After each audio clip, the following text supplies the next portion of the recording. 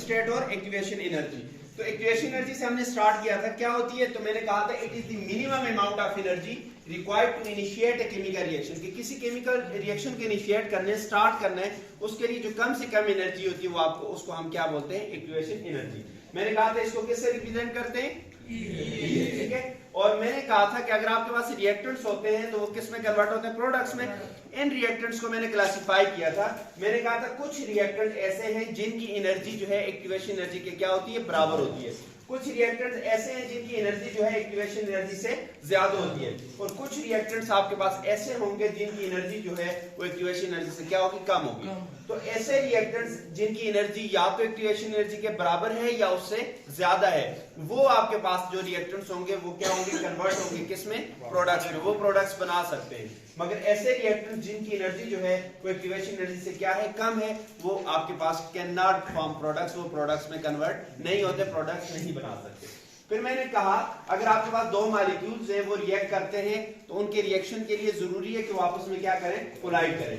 अब ऐसे मॉलिक्यूल्स जिनकी काइनेटिक मॉलिक्यूल्स जो है वो आपस में कोलिजन करते हैं, किस वजह से? क्योंकि उनके पास क्या होती है? काइनेटिक एनर्जी होती है, जिसकी वजह से वो क्या करते हैं? मूव करते हैं। अब व्हेन मॉलिक्यूल्स कोलाइड, जब मॉलिक्यूल्स आपस में क्या करते हैं? कोलाइड करते हैं, तो उनकी काइनेटिक एनर्जी का कुछ पार्ट जो है वो पोटेंशियल एनर्जी में कन्वर्ट होता है। काइनेटिक एनर्जी का जो कुछ पार्ट होता है या जो काइनेटिक एनर्जी होती है वो उसकी वजह से क्या होती है? मॉलिक्यूल्स मूव करते हैं, आपस में इधर उधर मूव करते हैं ना, फॉर्मेशन होती है काइनेटिक एनर्जी ना। और पोटेंशियल एनर्जी कैसे पोटेंशियल एनर्जी में कन्वर्ट होते हैं? जब मॉलिक्यूल्स आपस में क्या करते हैं? टकराते हैं, टकराते हैं तो वो क्या करते हैं? वाइब्रेट करते हैं, वाइब्रेशन होती है, जिसकी वजह से क्या होते हैं? बॉन्ड वगैरह वीक हो जाते हैं और बॉन्ड्स ब्रेक होते हैं और फिर मॉलिक्यूल्स क्या करते हैं? बड़ी आसानी से रिएक्ट कर जाते हैं। अब मैंने दो केस बनाए। If molecules have high kinetic energy, अगर उसकी काइनेटिक एनर्जी क्या है? ज्यादा है, मसलन जो मोशन है उसकी वो क्या है? मूवमेंट ज्यादा है, तो वो क्या करेगा? मूव फास्ट, वो तेज मूव करेगा।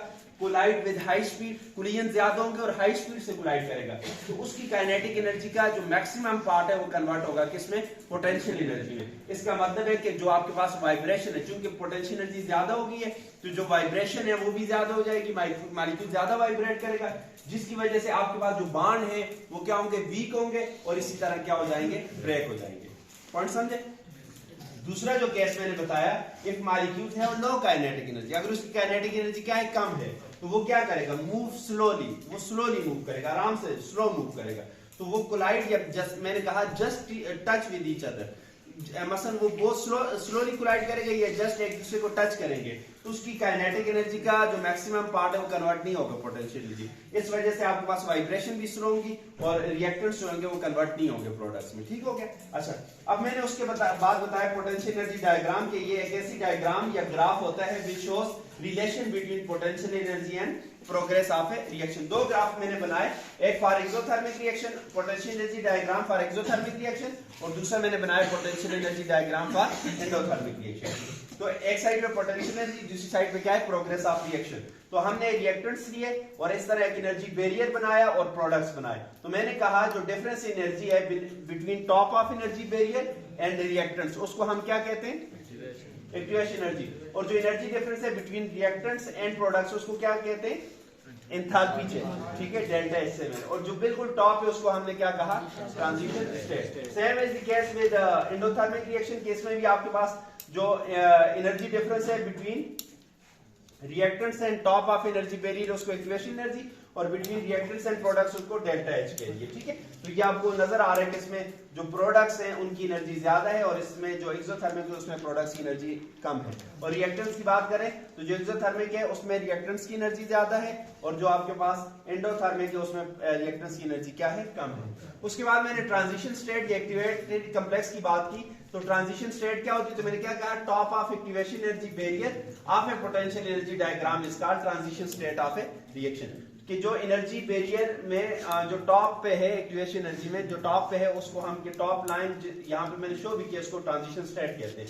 Top of energy activation energy barrier of A potential energy diagram is called transition state. ठीक है, ऑफ ए रिएक्शन। अब एक्टिवेटेड कॉम्प्लेक्स क्या होता है? तो मैंने क्या कहा? Chemical species that exist at the transition state, वो जो स्पीशीज जो ट्रांजिशन स्टेट पे बनी होती है। मसलन कुछ बॉन्ड उसके ब्रेक होते हैं, कुछ बने होते हैं, फाइनल वो ना रिएक्टेंट्स में कन्वर्ट होती है ना प्रोडक्ट्स में, तो उसको हम क्या कहते हैं, एक्टिवेटेड कॉम्प्लेक्स कहते हैं। मैंने ये बताया था कि दे आर नाइदर रिएक्टेंट्स ना तो ये रिएक्टेंट्स है ना ही आपके पास क्या है प्रोडक्ट्स है।